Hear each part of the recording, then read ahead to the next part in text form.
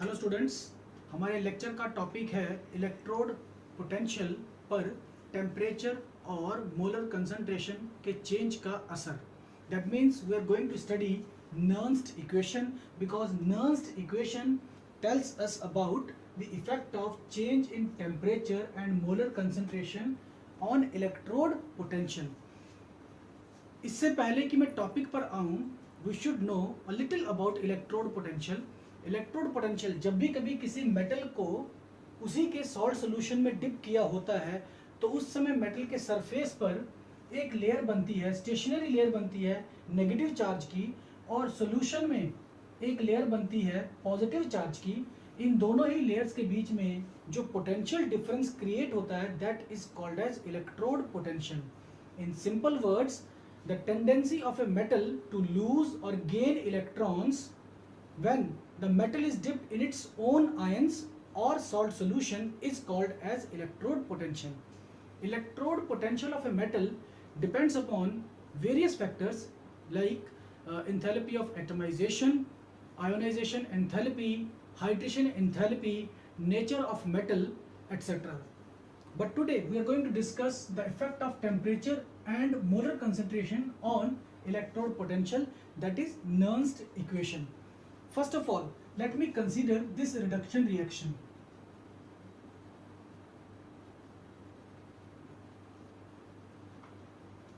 For this reduction reaction, reduction potential E is equals to E naught minus RT upon NF natural log, जिसे कि log with base ई भी हम कह सकते हैं, concentration of metal divided by concentration of Mn positive.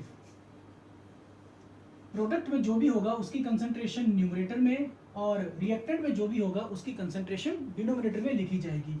So this is your Nernst equation for this reduction reaction. The Nernst equation written here is for electrode potential. Electrode potential at any temperature or molar concentration is equals to E naught standard electrode potential minus RT, R universal gas constant, T absolute temperature, the temperature at which we are trying to find out the electrode potential. F stands for Faraday, which is 96,500 coulombs. M obviously the metal and Mn positive the metal ions. M is the metal and Mn positive ions in the solution. So this is your Nernst equation for electrode potential, and it indicates the change in electrode potential with change in temperature and molar concentration of the salt solution. We can also write this equation as E is equals to E naught minus RT upon NF natural log 1 upon Mn positive concentration. Reason being, pure metal या pure solid या pure liquid की जो active concentration है या active mass है, it is taken as unity. So I am taking the active mass of metal as 1. So molar concentration और active concentration या active mass कहिए, this is going to be 1. So 1 upon Mn positive. और I can write this E electrode potential reduction potential as E not minus 2.303 RT upon NF log 1 upon Mn positive concentration. यहां पर मैंने use किया है इस चीज को, natural log of x is equals to 2.303 log of x. यह हमें मालूम है relation between natural log of x and log of x, obviously log with base 10. This is the relation. तो मैंने यहां पर natural log 1 upon Mn positive concentration के लिए यूज किया 2.303 log 1 upon Mn positive concentration. तो ये 2.303 आगे आ गया. Now, if the temperature is 298 Kelvin, the value of gas constant 298 Kelvin, the value of universal gas constant is 8.314 joule per Kelvin per mole. F is your Faraday which is 96500 coulombs.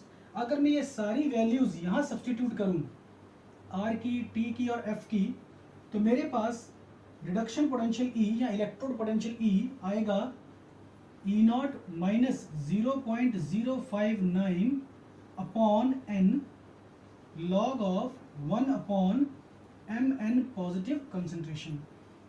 This equation first and this equation second, both are called as Nernst equation for electrode potential E.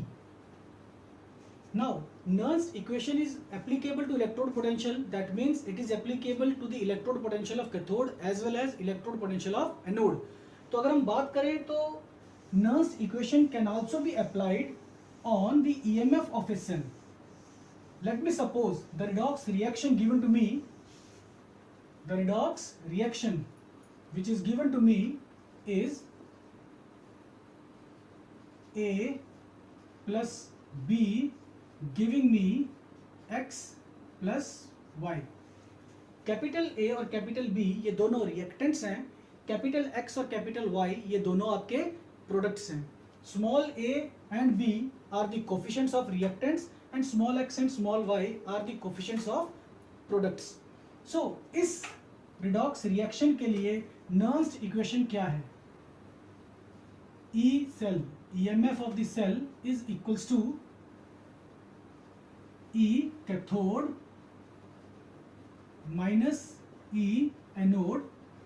जब मैं E cathode के लिए reduction potential के लिए Nernst equation लिखूंगा, ऐसे ही ई anode के लिए भी मैं नर्स्ट इक्वेशन लिखूंगा और सब्स्टिट्यूट करूंगा सारी वैल्यूज. तो ultimately I will be having the answer that E cell is equals to E not cell minus R T upon N F natural log of concentration of x to the power of small x, concentration of y to the power of small y, concentration of obviously divided by concentration of A raised to the power of small a, concentration of B raised to the power of small b. और E cell is equals to E naught cell minus RT upon NF into 2.303 log of concentration of x to the power of x, concentration of y to the power of y divided by concentration of A to the power of A, concentration of B to the power of B. मैंने यहाँ पर उसी relation को use किया जो थोड़ी देर पहले की थी मैंने, that natural log of any number is equals to 2.303 times of the log of that number. ये वैल्यू जब मैंने यहाँ सब्स्टिट्यूट की तो obviously natural log of this term became 2.303 log of this term. By using this value I am getting that E cell is equals to E naught cell minus 2.303 RT upon NF log of concentration of x raised to the power x, concentration of y raised to the power of y, concentration of A raised to the power of A, concentration of B raised to the power of B. So this is your Nernst equation, equation number 3. The first and second equation were written for the electrode potential. Now the third equation is for EMF of the cell. Likewise, if I substitute temperature as 298 Kelvin, R as 8.314 joule per Kelvin per mole and F as 96500 coulombs per mole, ये सारी value substitute करने पर EMF of the cell is E naught cell minus 0.059 upon N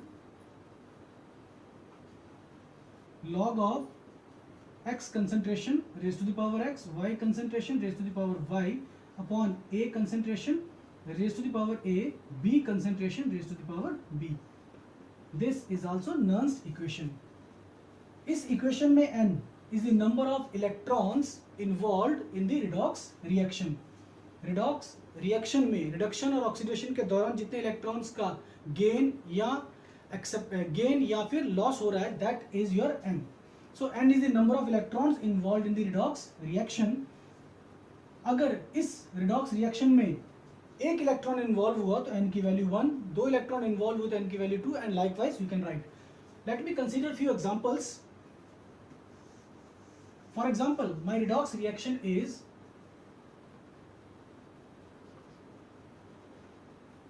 Ag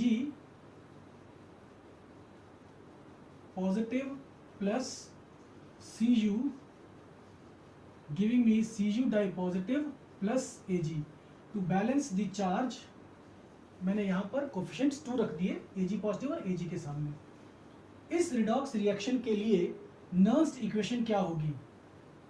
E cell equals to E not cell minus 2.303 RT upon NF log of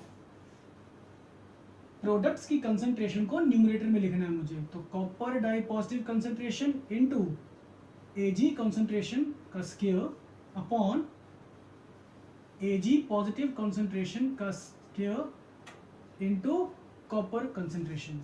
but कुछ देर पहले मैंने बात की है कि प्योर मेटल या प्योर सॉलिड, प्योर लिक्विड के लिए जो हम एक्टिव कॉन्सेंट्रेशन लेते हैं वो 1 होती है।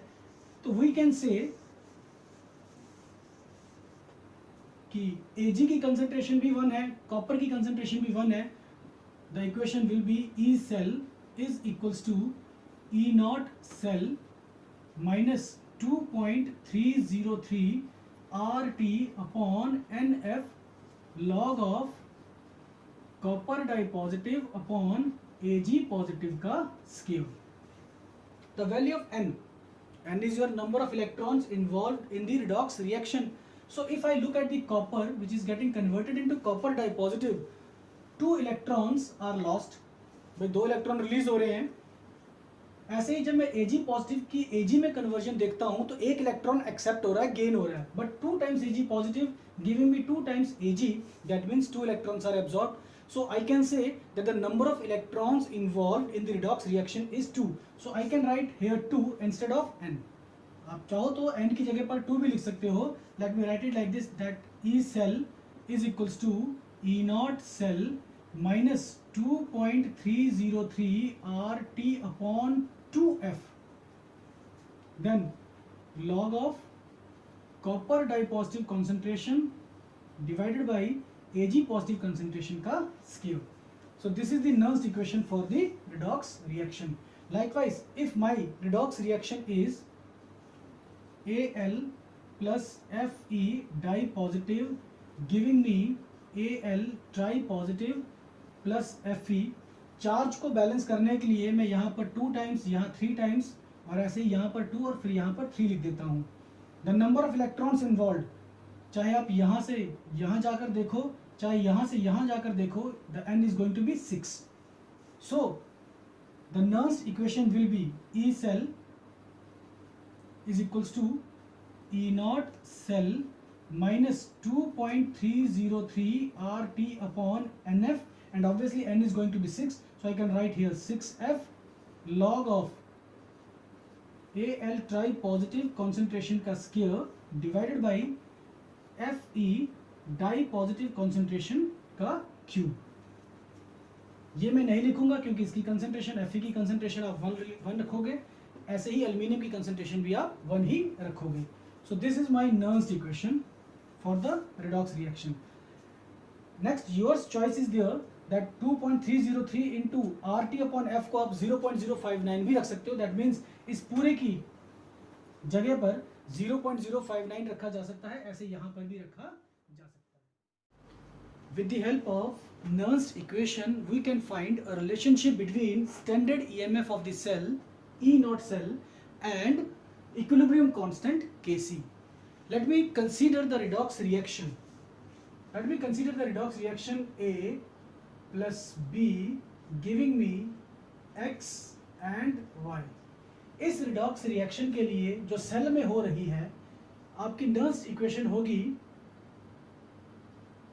E cell is equals to E naught cell minus 2.303 RT upon NF log molar concentration of x raised to the power of small x into molar concentration of y raised to the power of small y divided by molar concentration of A raised to the power of small a into molar concentration of B raised to the power of small b।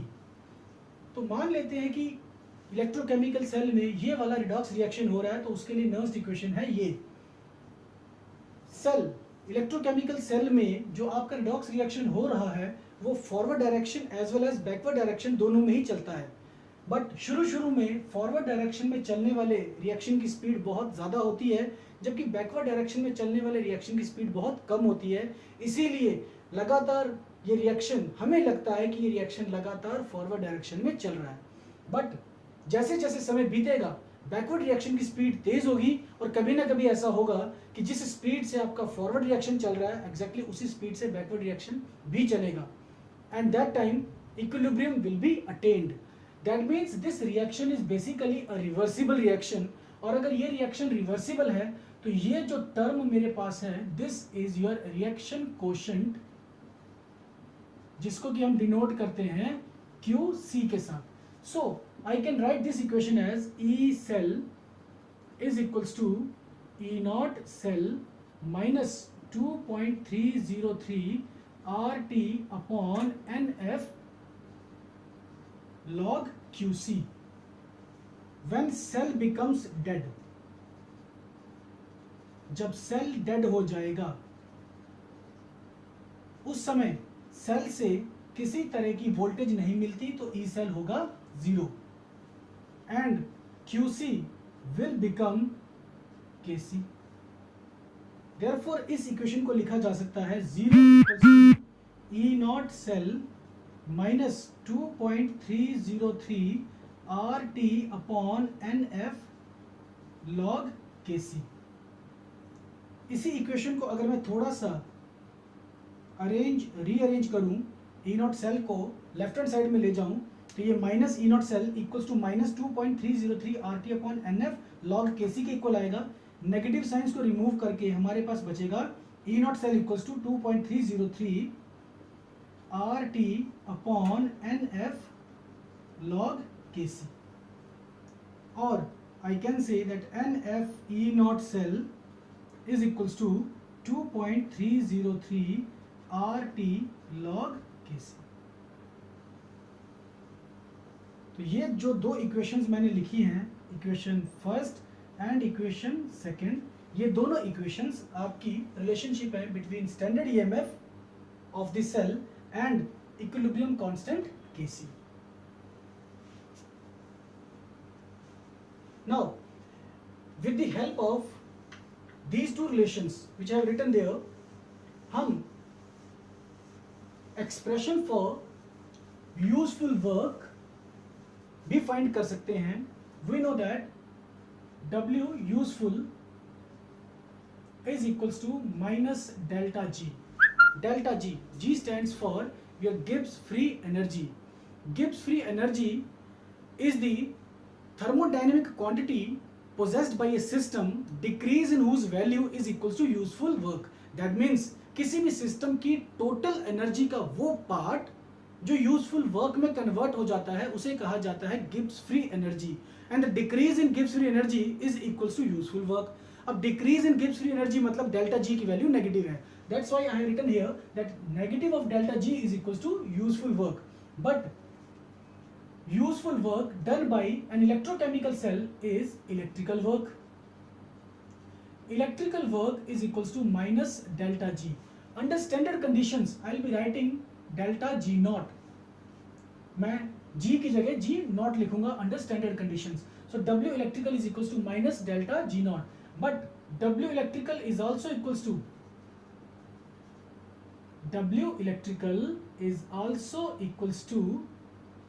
electric charge multiplied with cell potential.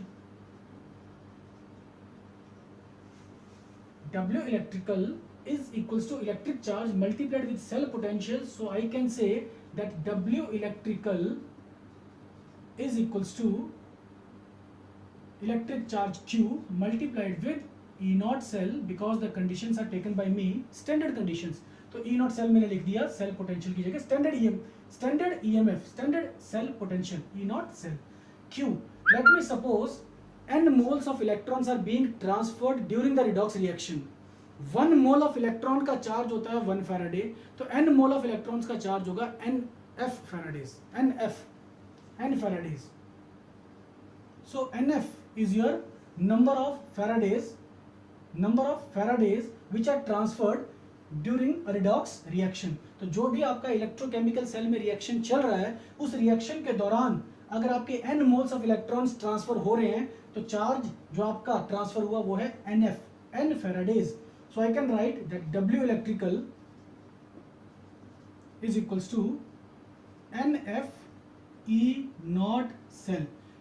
और अगर मैं इन दोनों relations को compare करूं, तो I will be having by comparing these two relations, I will be having that minus delta G naught is equals to nf E not cell.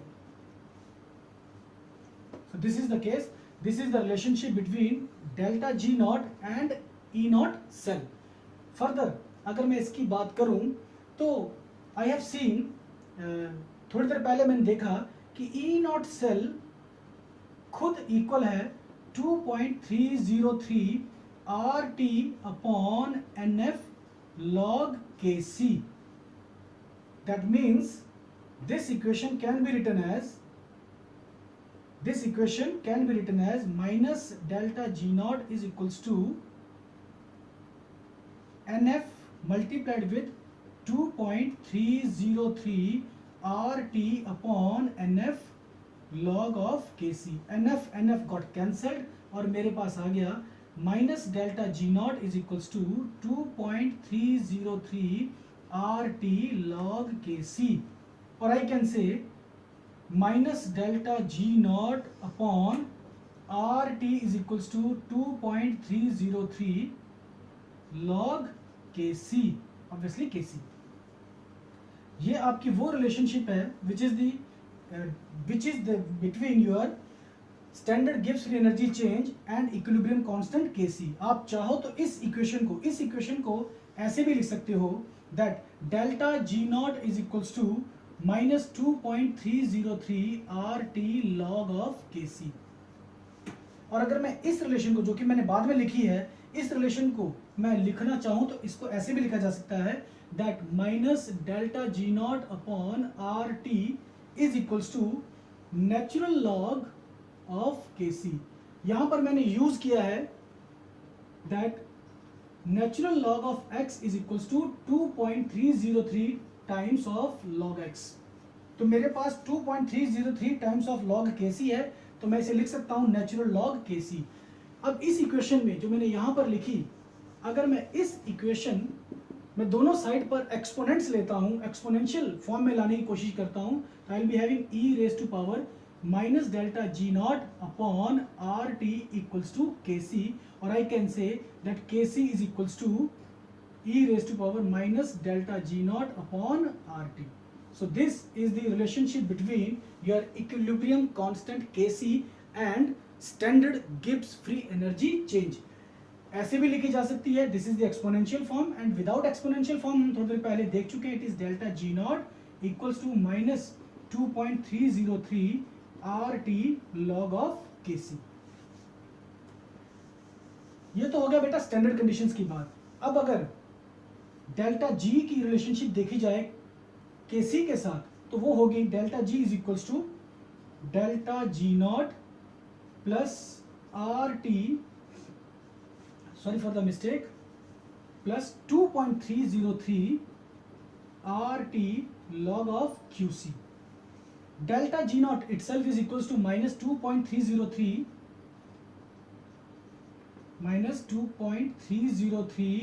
RT log of Kc। उसके बाद मैंने लिखना है plus इस चीज को, this is 2.303 RT log Qc। और you can say delta G is equals to 2.303 RT log Qc minus 2.303 RT log of Kc। और delta G is equals to, मैंने 2.303 RT कॉमन निकाला, I am having 2.303 RT common and left with log QC minus log KC. तो log A minus log B is equals to log A upon B. Delta G is equals to 2.303 RT log QC upon KC. So this is the relationship between delta G and KC, and this is the relationship between delta G naught. मतलब ये standard Gibbs free energy change और equilibrium constant में relation है, जबकि ये relation है Gibbs free energy change and equilibrium constant. And obviously this equation also involves reaction quotient. अभी थोड़ी देर पहले मैंने लिखा है कि W useful is equals to minus delta G naught, और अगर मैं डेल्टा जी नॉट की वैल्यू ये वाली बेटा यहाँ पुट करूँ तो definitely I will be getting that W useful is equals to minus of minus 2.303 RT log KC. Negative negative signs cancel out हो जाएंगे and I will be having W useful और W electrical equals to 2.303 RT log of KC. Thank you for watching this video.